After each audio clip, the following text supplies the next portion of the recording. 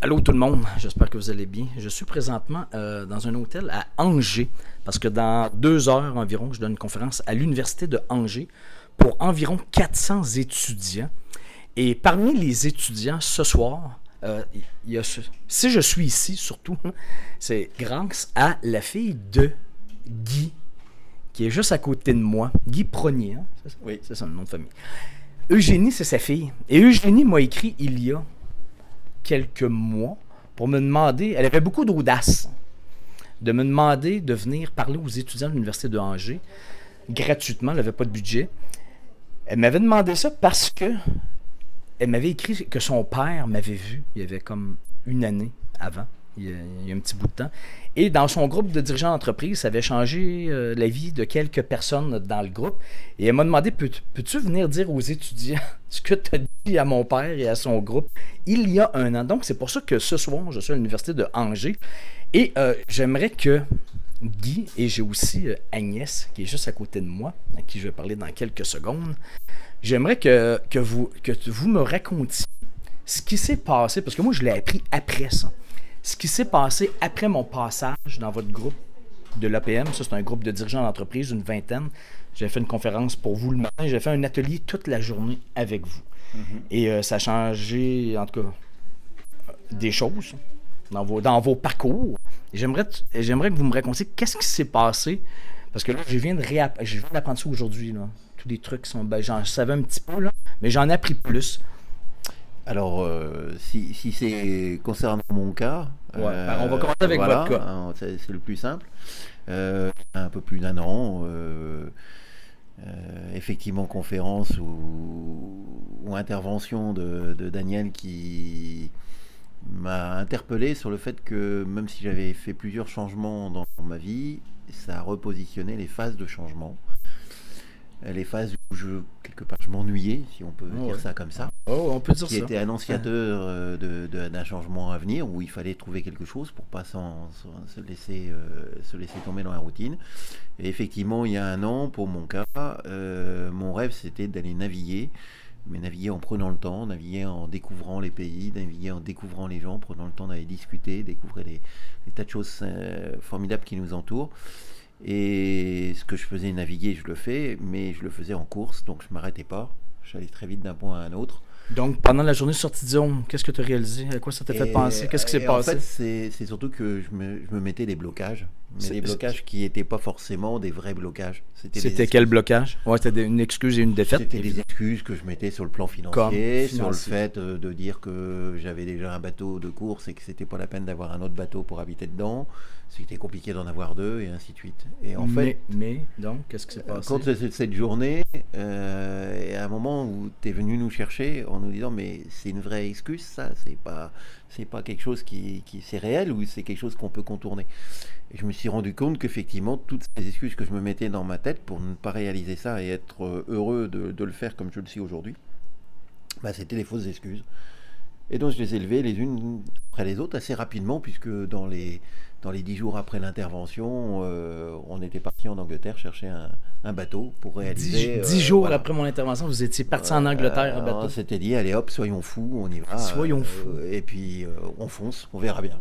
Wow. Voilà, on n'aura pas la réponse tout de suite sur l'ensemble, mais on y est allé. Et donc ce bateau aujourd'hui, il a déjà 1500 000, ce qui est en termes marins commence à devenir conséquent sur mai à septembre. Donc c'est un bateau qui a beaucoup navigué par rapport aux autres bateaux qu'on peut croiser. D'accord. Et pour mon plus grand bonheur et celui de ma compagne. D'accord. Voilà. Donc immédiatement après mon passage, 10 jours après, toi, tu t'es acheté un bateau, tu es parti en Angleterre et là tu as continué à faire du bateau depuis. Il n'est pas vendu, tu l'as encore. Ah non, je l'ai et t'aimes encore, ça. et on va repartir.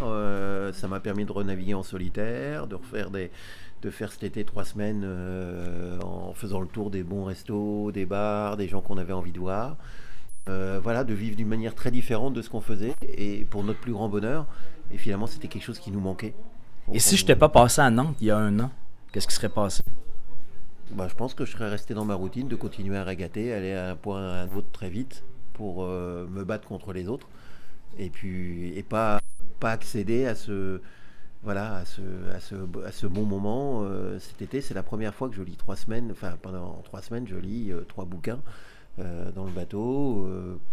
Voilà, regarder les dauphins, à échanger. Je leur envoyais des films que j'ai fait quand j'étais au large de Saint ou des choses comme ça. Très cool. Voilà. Très cool. Très cool. Je suis très, très, très heureux d'être passé à Nantes il y a un an. Et là, on va demander qu'est-ce qui s'est passé dans la vie de Agnès. Alors, qu'est-ce qui s'est passé, Agnès, avec toi? Raconte-moi un petit peu ce que tu as vécu quand je suis passé. Là.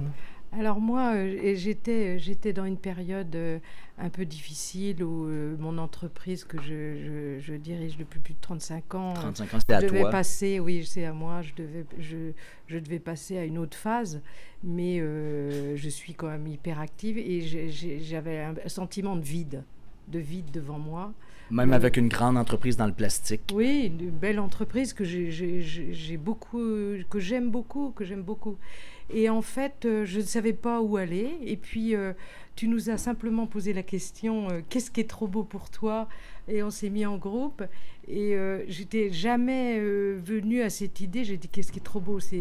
J'aime beaucoup la vigne, le vin, la vigne, et l'Italie. Donc, j'ai associé les deux mots. Et cette idée qui m'était jamais venue à l'idée, enfin jamais dans ma tête, ça fait tilt. Et merci. Et Daniel. c'était quoi? Merci. C'était quoi l'idée? Qu'est-ce qui s'est passé dans ta tête? Dans ma tête, c'est que en fait, pourquoi pas acheter un vignoble et m'occuper dans les années qui vont venir de gérer un vignoble, un peu de la façon industrielle dont j'ai l'habitude de le faire, en investissement, arrachant des cèpes, etc. Et apprendre à produire un produit agréable. Voilà. Et pas juste un vignoble en Italie. Et toi, tu n'es pas italienne, tu habites à Nantes, dans l'ouest de la France. Ça, c'est bien tombé parce que j'ai une entreprise où je fais beaucoup d'exports. Donc, j'aime bien voyager. Et je me disais, si je prends ma retraite et toute seule chez moi, ça va être enfin, toute seule avec mon mari, mais sans voyager, ça va être un peu triste. Donc là, ça va me donner une occasion de partir. Et là, ça fait un an que je suis passé. Oui, c'est ça. Lorsque je suis passé, tu as eu l'idée. Je t'ai coaché live devant tout le monde. Je me souviens exactement de ton histoire. Et après que je sois passé, le soir même, tu as commencé à faire des recherches tout de suite. C'est ce que j'ai suivi, exactement. Tout de suite, tu as commencé à faire des recherches de vignobles à vendre. J'ai mis achat de vignobles en Italie, Piémont, et je suis tout de suite tombée sur des agences, coup de bol. Et là, j'ai déjà visité 12 propriétés, j'y suis allée déjà 4 fois. Et ça s'en vient, là. Ça avance. Tu es en processus. Oui, je suis en processus. C'est fou, je découvre de plus en plus, et je suis de plus en plus sûre que c'est ça ce que je veux faire. Et en plus, tu me dis, c'est bizarre parce que depuis que je marche vers là, on dirait que tout se passe bien. Ah oui, tu me parles de ton mari qui était avocat, je pense, qui veut devenir le représentant de tes vins en France. Oui, il vient à la conférence ce soir? Oui, d'accord. Au départ, il était un peu surpris. J'imagine. Plutôt. Et puis après, il m'a dit, mais moi, je vais m'occuper des ventes en France. Je ne sais pas ce qu'on va faire. Voilà, c'est super. Un exemple très concret que lorsqu'on avance vers notre fou, les choses se placent et c'est impossible de prévoir ça.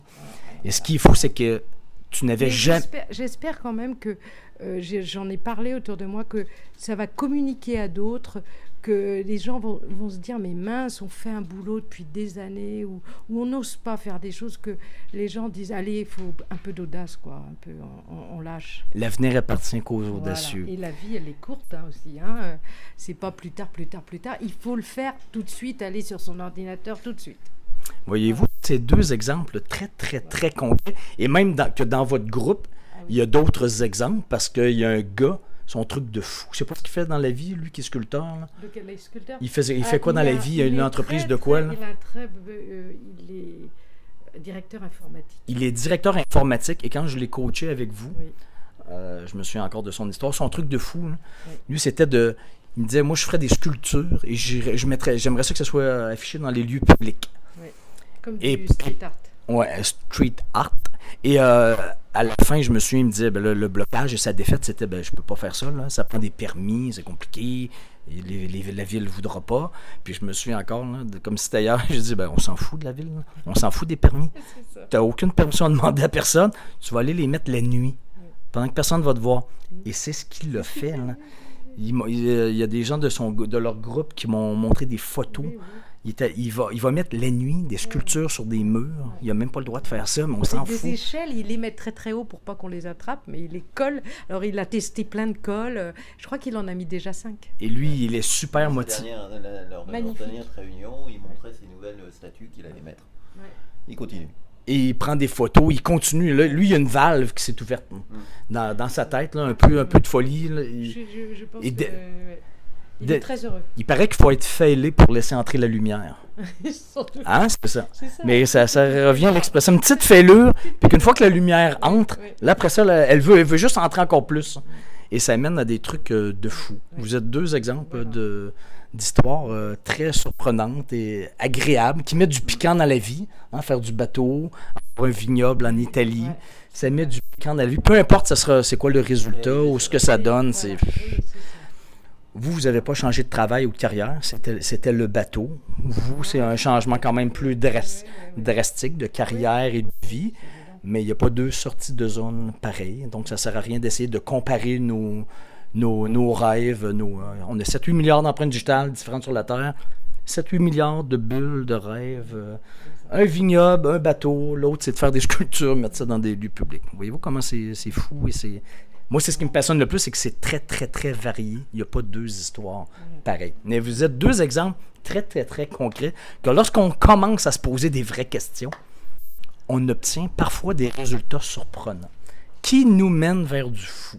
Si on marche vers du fou. Parce que sinon, on marche vers du facile, du confortable, sécuritaire. Hein? Comme tout le monde. C'est ça. Sur l'autoroute. Hein? Donc, écoutez, merci beaucoup pour votre témoignage qui va probablement aider d'autres personnes, c'est sûr. À suivre. Merci beaucoup. Ciao, bye.